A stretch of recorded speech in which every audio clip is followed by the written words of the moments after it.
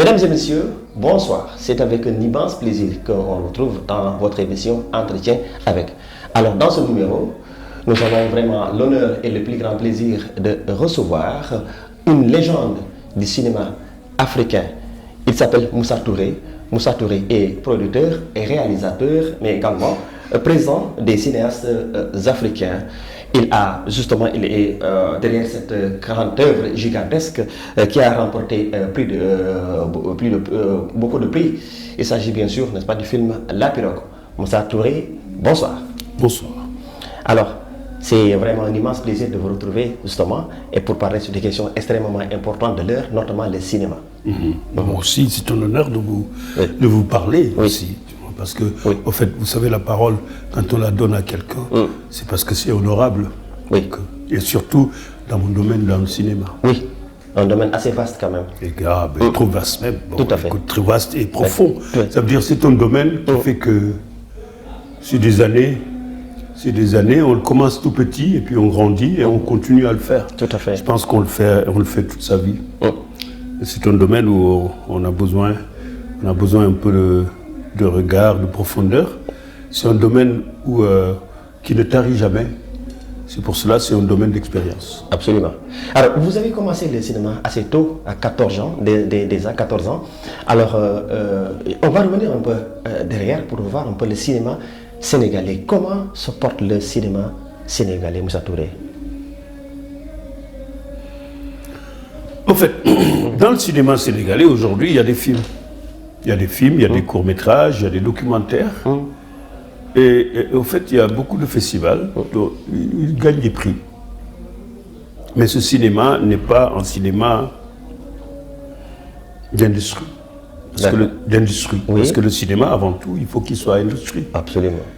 Et malheureusement, on fait des films qui ne sortent pas, que les Sénégalais ne voient pas. Mais où il n'y a pas quand même de bénéfices, où on ne peut pas avoir des bénéfices, donc on met l'argent, et l'argent ne revient jamais, parce que nous n'avons pas où regarder les films. Oui. Donc, au fait, nous n'avons pas une industrie cinématographique. Ah, d'accord. Okay. Alors qu'on fait des films. Donc, je ne saisis pas très bien moi-même comment on peut faire des films et ne pas avoir une industrie cinématographique. Donc, le cinéma sénégalais aujourd'hui, c'est un cinéma où il y a des films et qui n'est pas une industrie cinématographique. C'est cela. Comment faire justement pour améliorer justement ce fait? Parce que nous sommes un pays producteur, n'est-ce pas, de films cinéma. Et comment faire justement pour une amélioration? Mais vous savez, dans le cinéma, c'est des règles. Le cinéma est réglementé. Oui. Pour qu'il soit industrie, il faut qu'il soit réglementé. Elle n'est pas réglementée. Oui. C'est ça. Le problème, il est là.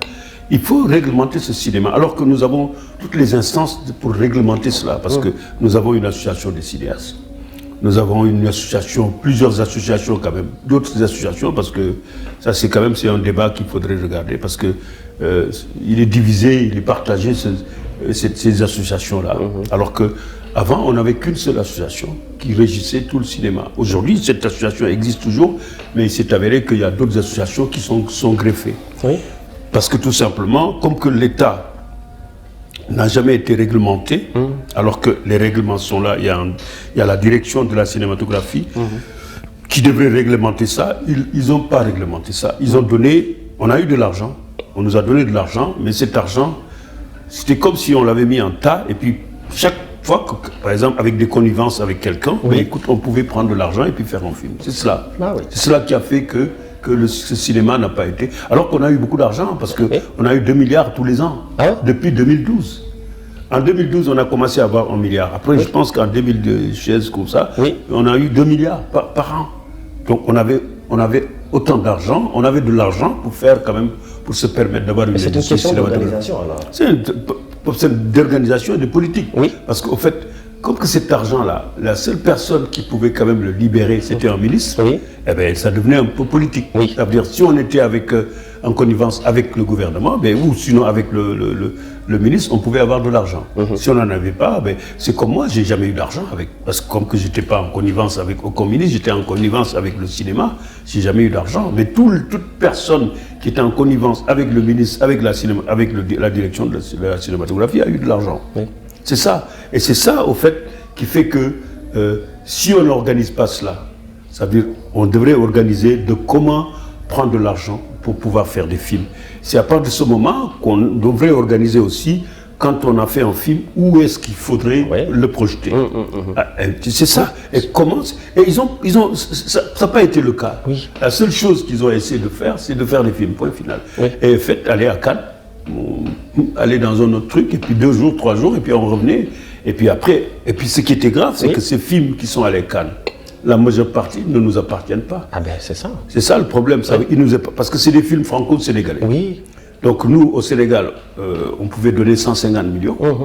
Et la France donnait 1 milliard pour faire le film. Donc le gars, il rassemblait 1 milliard et nous, on venait compléter pour 150 millions. Ça, alors qu'est-ce qu'on a comme part dans ces films-là? Et comment ces films-là deviennent des films franco-sénégalais? C'est-à-dire parce que le monsieur ou bien la dame, elle est sénégalaise ou bien il est sénégalais, français. Et c'est comme ça qu'on a vécu. Notre cinéma a un peu vécu de ça. Absolument. On n'a pas fait des films locaux. Des films locaux sénégalais. Pour montrer vraiment, refléter l'identité, n'est-ce pas, sénégalaise. Non, je pense que, vous savez, il y a quelque chose qui roule toujours dans la tête de beaucoup de gens. Effectivement. C'est le fait du néocolonialisme. Oui. Ça marche toujours avec ces gens-là. Ça veut dire que, bon, vous savez, faire un film, ils mettent un peu de tradition, et faire un film traditionnel, avec nos cultures et autres, est différent. C'est ça le problème de beaucoup de gens qui font des films, ils en mettent un tout petit peu de... Ils font un film, ils mettent un tout petit peu de tradition. Et un peu de tradition, le film devient un franco-sénégalais. Oui.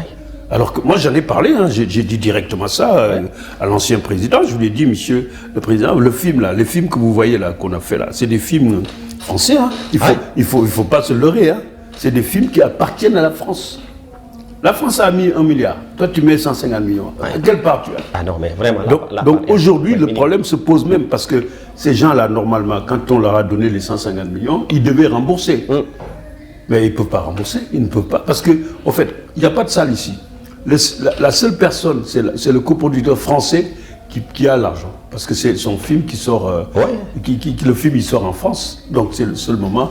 Donc voilà la situation du cinéma sénégalais. Ça, c'est une situation assez difficile. Mais assez difficile, elle est là. Et je voyais également donc, cet engouement vraiment autour du cinéma sénégalais. Je me rappelle bien, à l'époque, les vendredis ou les samedis et même les dimanches, c'est la ruée vers les salles de cinéma. Aujourd'hui, c'est apparemment plus le cas. Qu'est-ce qui l'explique selon vous? Mais ce qui explique, c'est parce qu'il faut savoir que la banque FMI, là, tu vois, la FMI, c'est elle qui, en premier, a fait que nous n'avons plus de salles. Bon. Parce qu'ils ont fait des restrictions. Il y a un moment dans la vie, ils ont fait des restrictions budgétaires sur tous les États africains. D'accord. Et en ce moment, ils ont demandé à ce que, quand même, qu'on vende.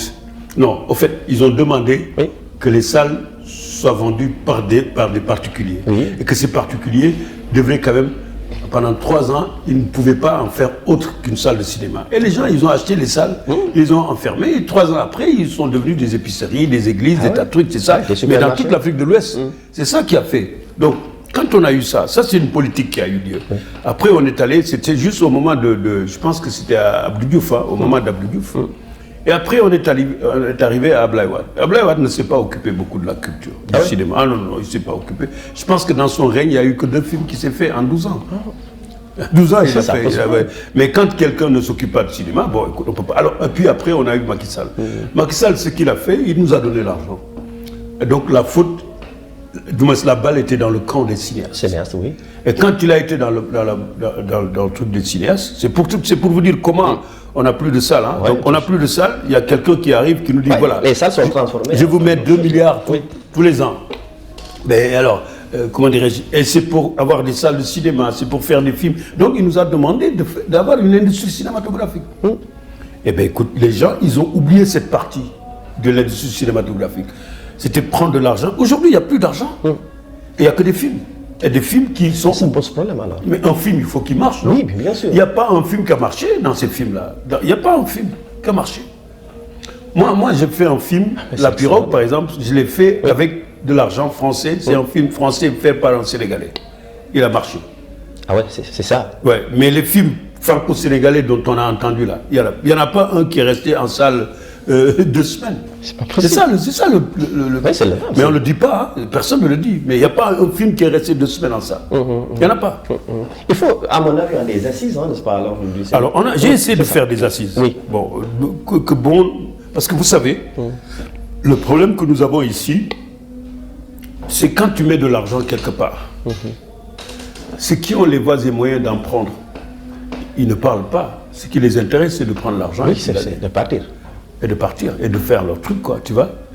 Et c'est ces gens-là, en fait, qui ont décortiqué le cinéma. Ça veut dire que pour faire des assises, moi je fais des assises, j'ai appelé des gens, ils m'ont dit que, et c'est l'association des cinéastes sénégalais, ils m'ont dit que moi, personnellement, je ne crois pas à cette association. Je ne fais pas partie de l'association, en étant cinéaste. Et parce que tout simplement... La crédibilité de cette association. Mais c'est une crédibilité qui date de 100 ans, hein, c'était les Sembètes qui sont là. C'est l'association la plus crédible ici. Absolument.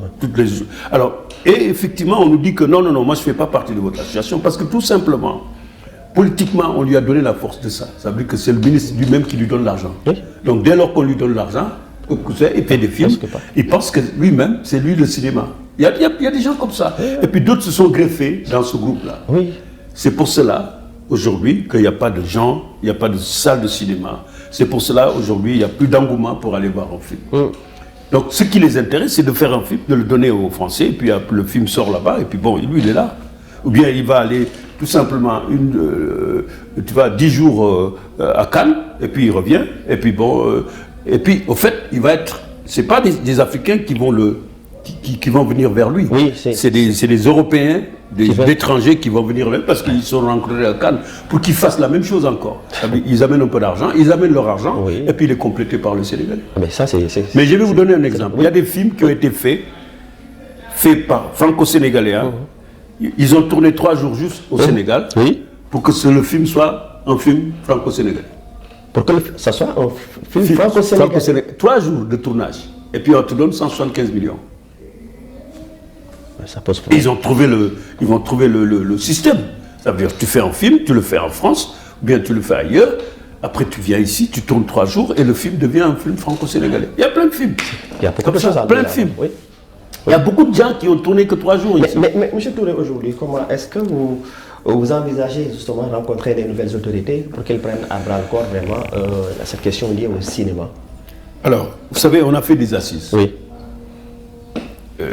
Tu sais, quand on a fait les assises, il y a des jeunes qui sont arrivés, il y a des gens qui... Tu sais, moi je fais les assises avec tous les instances, tous les présidents des instances qui ont du cinéma. Je les ai appelés, il y en a qui ne voulaient pas venir, d'autres sont venus. On a fait des assises pendant 4-5 jours. Et ces assises, aujourd'hui, je les ai envoyées au président de la République, au ministre de la Jeunesse et puis au secrétaire d'État. Voilà les 3 personnes à qui j'ai envoyé cela. Je pense qu'ils viennent d'arriver, ils savent tout, hein. Ils savent ce qui s'est passé parce qu'en fait, l'argent a été vraiment bien lapidé, hein, l'argent qu'on nous a donné. Donc tout a été arrêté, je pense qu'en ce moment. Puis bon, ils vont réfléchir sur ça. Et moi, je leur ai envoyé un truc de 22 pages de réflexion. Ah oui, d'accord, vous l'avez déjà fait? J'ai déjà fait, j'ai envoyé. Je les ai envoyés, j'ai envoyé l'assise que nous avons faite, les résolutions qu'on a faites, je leur ai envoyé. D'accord. Bon, mais il y a d'autres gens qui commencent à parler d'autres assises, vous savez? D'autres assises? Oui, parce que tout ça, quand il y a de l'argent là... C'est là où se trouve le problème, véritablement. Mais tu sais le problème... Normalement, on doit partir, n'est-ce pas, avec une seule voix. Mais là, il y a de l'argent. C'est que c'est l'argent. C'est l'argent. C'est l'argent qui a amené à ce qu'il y ait plus de voix. Plus de voix, c'est normal. Tu sais, quand il n'y a pas l'argent, quand il n'y avait pas l'argent, il n'y avait qu'une seule voix. Quand il y a l'argent, quand il y a l'argent avec aussi des avantages, ça veut dire que quand tu as la politique, là, tu es avec la politique. Mais je vais vous donner une... Il y a des cinéastes même. Il y a un cinéaste. C'est lui qui a fait la campagne, qui a filmé la campagne du ministre. Et on lui a donné l'argent. C'est pas possible. C'est le ministre. On l'a payé avec notre argent. Quoi? Je vous assure. Là, ça pose problème. Ils sont allés même à vouloir faire un festival de Cannes ici au Sénégal, parce que c'était une réflexion, mais sans pour autant parler aux cinéastes. Hein. C'est parce que tout simplement, il y a des gens qui ont pensé avec cet argent, parce qu'ils avaient les possibilités pour leur donner. C'est ça le problème. Le problème du cinéma, il est là. Le problème des salles, il se passe là.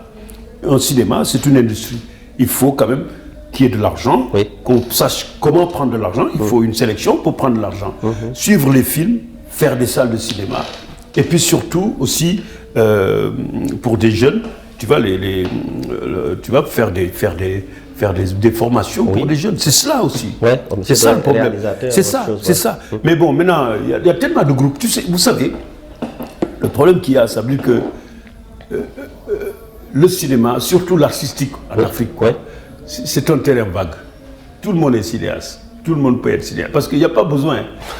Bon, c'est ceux qui pensent, hein, Ouais. alors que c'est réglementé. Par exemple, tout le monde veut avoir une carte professionnelle. Oui. Pour avoir une carte professionnelle, il y a des règles et des normes dans le monde entier. Oui, tout à fait. Le cinéma est réglementé.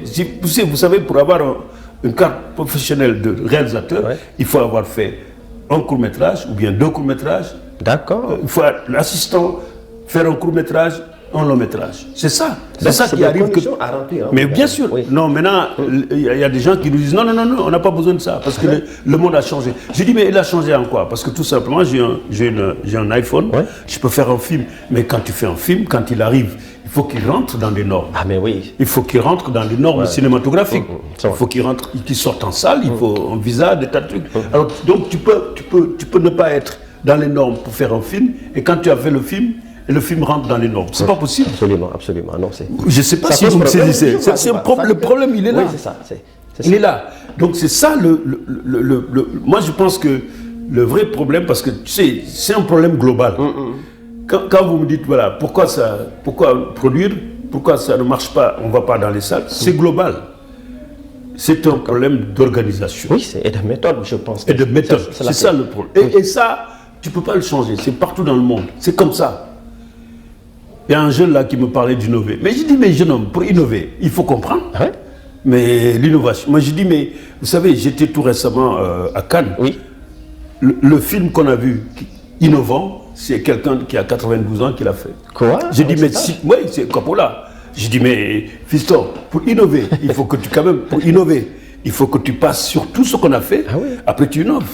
Mais tu peux pas innover sans pour Pourquoi autant aussi passer. sauter des C'est pas étapes? possible. Oui. Donc c'est ça. Oui, c'est ça. Alors, M. Touré, vous portez également la casquette, n'est-ce pas, du président des cinéastes sénégalais. On va essayer de faire une sorte de comparaison, n'est-ce pas, à celle, n'est-ce pas, des autres cinémas africains. Comment aujourd'hui vous voyez justement le cinéma africain, alors sénégalais, je veux dire, on se peut face à la concurrence africaine. Vous savez, mondiale. nous avons des avantages. Oui. Ce cinéma sénégalais a eu tout le temps des avantages. Parce que c'est un cinéma qui a ses racines bien fondées par nos anciens. Ça veut dire les anciens, c'est les Sembène, les Johnson. Nous avons été les premiers à avoir. Nous avons un fondement, nous avons une racine. Cet avantage-là, c'est ça ce qu'on a. La seule chose que nous avons, c'est cela. Mais malheureusement, on ne profite pas de ces avantages-là. Oui. Parce que maintenant, il y a des gens qui ont pris des exemples sur nos racines, comme le Bénin, comme le Togo. Hein. Ils sont en train de s'organiser d'une manière. La Côte d'Ivoire nous dépasse là maintenant. Ah bon, maintenant? Mais bien sûr, Oui, oui. ils nous dépassent. Tu sais, parce que les Sénégalais, quand même, il faut se rendre compte, hein, ils ne sont pas trop humbles. Hein. Et surtout, il y a des gens qui ne sont pas très humbles. Oui, Ils oui. pensent que c'est les meilleurs du monde. Hein. Ils le pensent toujours. Mais la Côte d'Ivoire, elle nous dépasse. La Côte d'Ivoire. Comment? En Côte d'Ivoire, les films ivoiriens sortent dans les salles. Ils sortent dans les salles, les films ivoiriens. Ici, là, nous avons je sais pas, comment ça s'appelle ce cinéma-là? Le cinéma Pathé. Oui. Mais il ne nous appartient pas. Tu sais, ce cinéma, à quoi ça sert pour nous? Non. Il sert à faire des premières. Des premières. Des premières de films. Et puis après, on dit qu'il y a un film qui sort. Mais il ne reste pas une semaine là-bas. Un cinéma où tu as Gladiateur, un film américain, Hollywood, et tu vas te comparer avec lui dans un... Mais Pathé, Pathé, c'est pas du cinéma africain, non? C'est du cinéma mondial. Et en fait, en gros, pour beaucoup de gens, le cinéma africain n'a pas cette capacité de rentrer dans le cinéma mondial. Mondial. Peut-être des gouttes, des comptes-gouttes. Mais dans l'ensemble, non. Et alors que vraiment le talent est là. Il y a Mais bien vraiment sûr. Si je prends par exemple votre film La Pirogue, qui vraiment a gagné beaucoup de prix, je le disais dès l'entame de cette émission, c'est pour dire que vraiment il y a les ressources humaines qui sont là, il y a le talent qui est là, mais aujourd'hui... Mais vous savez, les talents sont là. Oui. Non, je suis entièrement d'accord. Il y a des talents qui sont là, dont d'autres gens sont là. Mais l'histoire est que le cinéma, ce n'est pas juste des prix. C'est ça. Ce n'est pas juste des prix. Oui. J'ai eu plein de prix. J'ai fait un autre film là, Bois d'ébène, qui est sorti à la télévision. Il y a eu 2 500 000 personnes qui l'ont vu en une soirée. C'est des prix avec des critiques, des trucs. Ils ont dit, chef de, je viens de faire un documentaire qui vient de gagner le grand prix, comment dirais-je, en Russie là. Le cinéma, c'est pas des histoires de prix. C'est une industrie. Oui. C'est une industrie. Il faut le comprendre comme ça. La pirogue a eu... Tu sais que celui qui va gagner dans la pirogue, c'est les ventes là qu'il va faire. Il continue à le vendre. C'est lui qui gagne. C'est lui qui gagne. C'est ça le problème. Celui qui gagne, c'est lui. C'est lui qui gagne. Il gagne parce que tout simplement, ce n'est pas des prix qu'il va gagner. Moi, je gagne des prix avec mon nom là. Lui, il gagne l'argent. Le cinéma, c'est de l'argent. On met de l'argent pour retirer encore de l'argent. C'est ça le problème. C'est qu'effectivement, il y a des talents ici. Mais ces talents, à quoi ça sert si on n'a pas une industrie, si nos films ne sortent pas, si nos films font que gagner des prix? Ce n'est pas... Le cinéma, il y a des prix, parce que les prix permettent à des producteurs de voir le film et de le mettre dans les salles. Absolument. Mais nous, les prix qu'on a, on les gagne, mais ils ne vont pas ailleurs. On reste dans nos prix et puis après, chez moi, là, il y a plein de prix qui sont là-bas. Il y a plus de prix que d'argent dans mes poches. Voilà. C'est ça. Justement, on va rester avec ce film, donc La Pirogue, alors qui a connu un franc succès. Alors, est-ce pour vous vraiment une manière d'interpeller les jeunes, mais surtout les dirigeants africains à prendre à bras le corps dans cette problématique liée à l'immigration clandestine ou irrégulière? Vous savez, j'ai fait ce film-là, c'était pas pour les jeunes, c'était pour les autorités. Les dirigeants. Et tu sais, quand je faisais le film, les autorités ne m'ont pas donné une autorisation de tournage. Pour donner un exemple, c'était... Oui. En fait, il s'est avéré... Mais moi, tous les jours, je demandais où était mon autorisation de tournage. On ne me l'a jamais donné. Tu sais, on m'a donné une autorisation de tournage avec le nom de mon assistant. C'est à mon assistant, c'est par exemple, on dit que c'est un film de Madjei, La Pirogue, non pas un film de Moussa Touré, alors que j'ai déposé ça et il y avait la direction de la cinématographie. Il y avait Jazz. Je lui disais, mais Jazz, oui. Ouais, mais j'ai dit, Jazz, où est mon autorisation? Parce que moi, je vais tourner dans 2 semaines. Il me dit, ça y est, au ministère de l'Intérieur. Donc, j'ai eu l'autorisation. Et dès lors que j'ai dit à mon assistant, mais c'est toi qui vas faire le film. Il a mis ça, on m'a donné.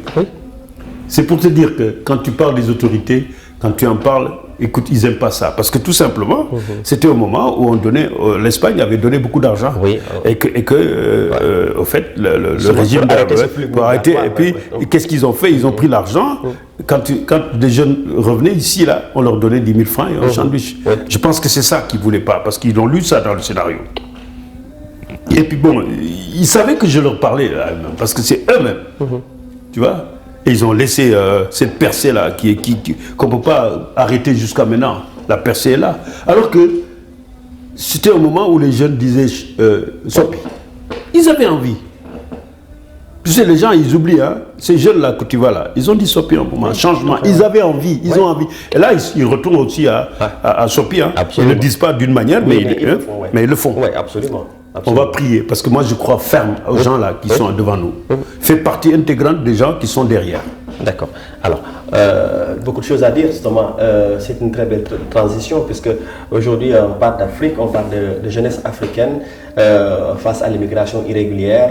Pour beaucoup de personnes, justement, les conditions ne sont pas assez réunies. Alors, en Afrique aujourd'hui, comment vous voyez cette politique, n'est-ce pas, de développement, n'est-ce pas, de nos dirigeants?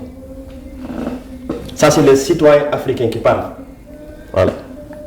Vous savez, je pense qu'avec une jeunesse, parce qu'il faut quand même se rendre compte que c'est qui la jeunesse en Afrique. Parce qu'ici, dans nos pays, là, quand tu as 40 ans, on te dit que tu es jeune. Quand tu as 35 ans, on te dit que tu es jeune. Quand tu as 25 ans. Et mon fils, moi, le dernier que j'ai, il a 15 ans. 15 ans. J'ai discuté avec des jeunes un jour ici, qui avaient 40 ans, 35 ans. Je suis allé parler avec mon fils. Je lui ai dit, mais j'ai discuté avec des jeunes aujourd'hui, et puis on a parlé de la discussion. Ils m'ont dit, ils ont quel âge? J'ai donné mon âge. Il m'a dit, mais papa, pour ces gens-là, nous, on est nés aujourd'hui, non? Alors ça m'a fait réfléchir. D'abord, c'est qui la jeunesse? C'est qui qu'il faut former aujourd'hui? Je pense que nos dirigeants d'aujourd'hui, ils doivent s'adresser à ces jeunes-là. Vous donnez un exemple. Nous, dans le projet là, de PASTEF, là, de nos gouvernants, il parle de 2050. Oui. Nous, on ne fait pas partie de 2050. C'est pour une jeunesse. C'est pour les jeunes là. Ouais. 2050, quand tu as 15 ans, il faut calculer. Il parle de ça. Ouais. Alors qu'il y a un engouement. Parce que tout le monde se prend pour des jeunes. Ouais. Il faut quand même qu'on réfléchisse, que les gouvernements africains réfléchissent d'abord qui est jeune. Celui qui a 40 ans là, qu'est-ce que tu vas lui apprendre? Pourquoi? Absolument. Mais franchement, s'il n'a pas appris jusqu'à 40 ans, il n'est plus jeune, non? Il est plus jeune. Alors que ce que nous avons comme jeunesse, c'est de 15 ans à moins. C'est ça. Et on doit... Moi, personnellement, moi, je vais m'intéresser plus à ça. Oui, depuis que mon fils m'a dit ça, la réflexion a été que je m'arrête complètement avec les 40 ans, 50 ans. Je vais m'occuper des gens qui ont 15 ans. Oui, et si on veut y arriver, c'est ça. Parce que tout simplement, pourquoi? Ceux qui ont 40 ans, ceux qui ont 25 ans d'état, le virus là, qui fait qu'on est parti là, ben, il ne va pas s'arrêter tout de suite. Hein. D'accord. Il ne va pas s'arrêter. Ça risque de continuer. Ah non, ça ne va pas s'arrêter. Hein. Crois-moi, hein. C'est parti dans leur tête. C'est comme nous. De la manière dont on nous a, le néocolonialisme, tout ça, c'est parti dans notre tête avec le Léopold Sédar Senghor, tout ça. Si tu veux l'arrêter aujourd'hui, il nous a fallu combien de temps pour pouvoir commencer à réfléchir de comment l'arrêter? On ne va pas l'arrêter. Alors, la chance que l'Afrique a pour ces dirigeants-là, la chance qu'il a, disons, c'est d'avoir des jeunes de 15 ans moins. Il faut les cibler. Il faut les cibler. Tout ce qu'on doit faire, c'est pour eux. 2025, 2050, c'est pour eux. 2080, c'est pour eux. Et c'est qui? C'est pas le gars qui a 40 ans, dans 10 ans, il a quel âge? Il a 55 ans. Il a 55 ans. Mais il est en 45 ans, 10 ans, tu as 55 ans. Qu'est-ce que tu veux faire? Non, absolument, absolument. Alors, une autre interpellation, justement, j'aimerais bien avoir votre avis là-dessus, puisque autant vous avez écrit, donc vous êtes basé sur un fait, sur le facteur, c'est-à-dire la problématique liée, n'est-ce pas, à l'immigration clandestine, autant également, ce que vous avez voulu faire écrire, forcément, produire ce film, autant également, il y a un autre fait préoccupant en Afrique, c'est justement cette question d'instabilité, donc des questions sécuritaires. Là aussi, je pense qu'il y a autre chose, il y a matière à débattre et de trouver des solutions. Vous savez, pour aller au fond des choses, il faut aussi quand même qu'on est dans les secrets. Nous ne sommes pas dans les secrets, mais ce que nous avons comme information, je pense que l'Europe est très liée à ça. Ce qui a amené à ce que le Mali se débarrasse de l'Europe. Hein? Le Niger, ils se sont débarrassés, ils ont peut-être des raisons valables. Tout à fait. Aujourd'hui, nous sommes avec le camp de Tiaroy, là, Tiaroy 44. Oui, 44, On a posé la question de l'armée. L'armée, est-ce qu'il soit là? L'autre question, il a retourné, il est intelligent, ce président de la République. Il est intelligent, il a dit, mais est-ce que vous pouvez voir une armée sénégalaise se balader en Europe? En France, c'est pas possible. Une armée russe, c'est pas possible. C'est pas possible. Donc, la question est ceci. Ça veut dire que moi, je pense qu'il y a vraiment un problème européen vis-à-vis de la sécurité de nos pays. Parce que, vous savez, comme qu'on est riche, vous savez, quand vous avez beaucoup d'argent, c'est comme avec l'argent là. La dispersion arrive, les autres arrivent. C'est pour ça que j'ai écrit une série là, qui s'appelle 2048. Où l'Afrique n'avait plus besoin de personne. Il avait ses affaires et il y avait tout autour, tout le monde qui était à la porte pour savoir comment. Alors je pense qu'on va arriver à ça, on arrive à ça. Tout à fait. Et en fait, pour cette sécurité, il faudrait voir, par exemple, comme le Mali, comme le Burkina, il faut s'allier avec des gens qui sont avec vous. Tu vois, par exemple, vous savez, vous avez la Russie là, s'allier avec des gens et on a parlé de Wagner. Bon, moi je ne suis pas politiquement sur des choses comme ça, mais les solutions vont se trouver avec les Africains. Donc il faut pour vraiment un bloc solide justement pour faire face. Mais bien sûr, c'est ça qu'il faudrait faire. D'accord.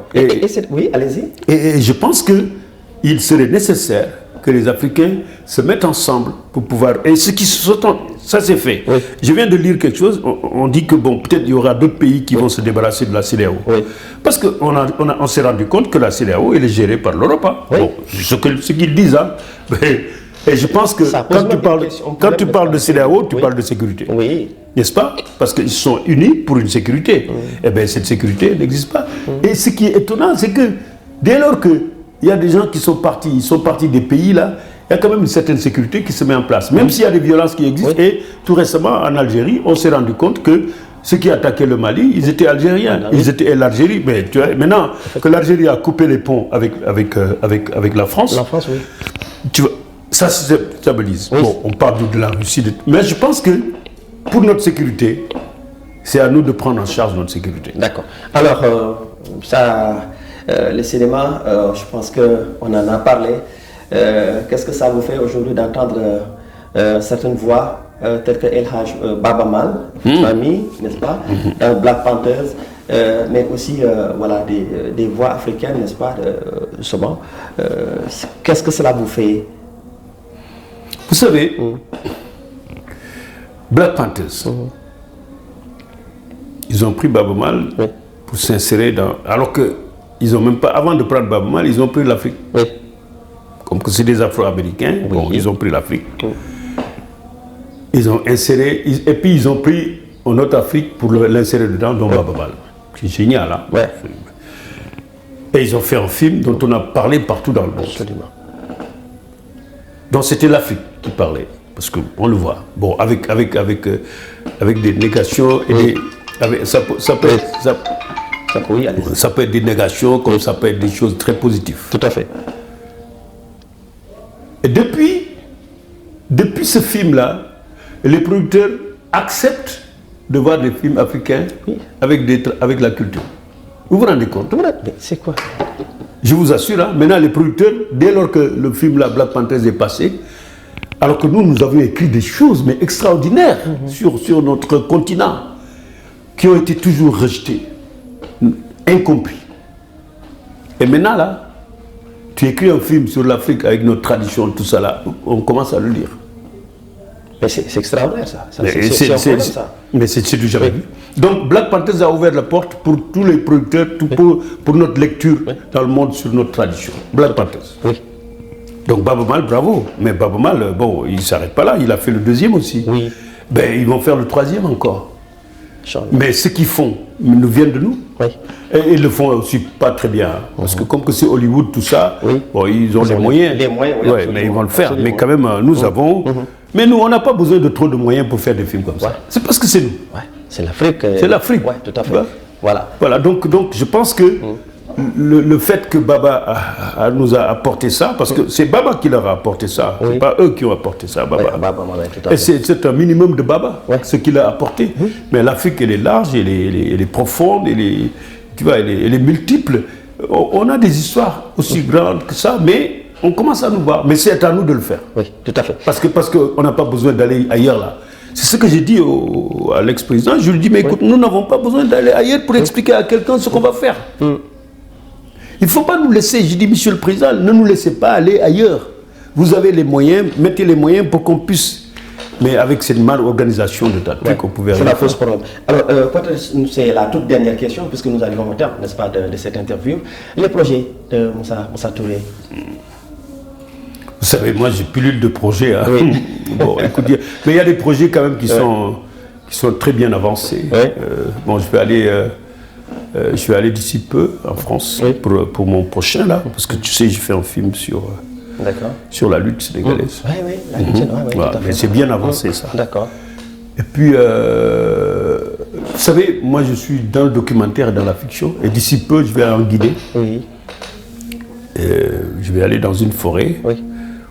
Dans un village où des gens vivent avec des chimpanzés. Ça, c'est les échos de la forêt que je vais faire, c'est en docu-fiction. C'est original, formidable, ça. Et puis, j'ai écrit sur l'esclavage arabo-musulman. Oui. Un film qui a été presque accepté par le Maroc. Je vais le faire au Maroc. Voilà, en gros, je m'arrête là parce que, vous savez, moi, j'ai pilule de projet. Et puis bon, c'est qu'à un certain moment, tu as une chance, quand tu poses un projet, ben, il est accepté. Donc je m'arrête. Merci. Je m'arrête un peu, mais ce qui est bien avancé dans ce que je fais là, c'est les deux là. C'est sur.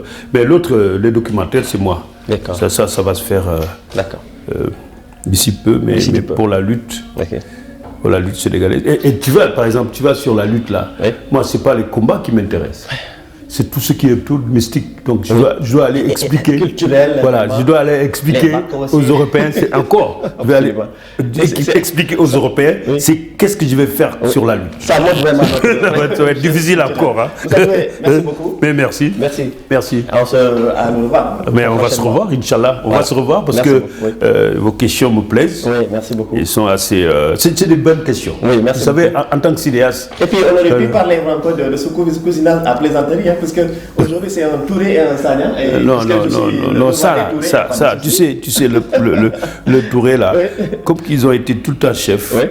Ils peuvent accepter parfois de donner à la chefferie à quelqu'un comme ça, mais ils le reprennent tout de suite parce qu'il ne faut pas leur donner l'illusion. Mais bien sûr, Pour parler un peu de cette mais c'est extraordinaire, oui. Et puis l'achat de Kouroukan Fouga. Exact. Et puis je pense qu'on aura l'occasion. Nous aurons l'occasion et puis j'en sais. Je peux en parler. Voilà, merci beaucoup. Parce que c'est des choses qui m'intéressent. Merci beaucoup. Mais de rien. Voilà. Mesdames et messieurs, c'était votre émission Entretien avec.